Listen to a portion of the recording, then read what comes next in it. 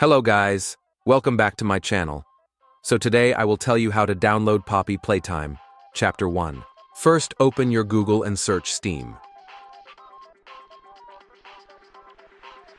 Click on second link, which is Install Steam. Install Steam.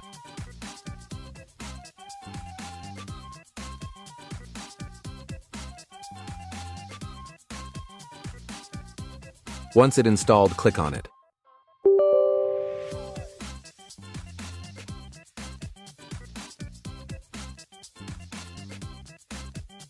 Select location. To install and click on next, but mine is already installed. Once it installed, sign in your account or create a new one. Mine is already logged in.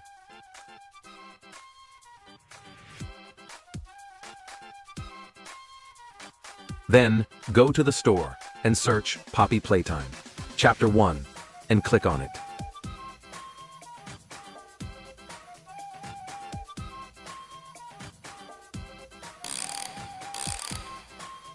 Scroll down and click on Play Game, and then it will start to download.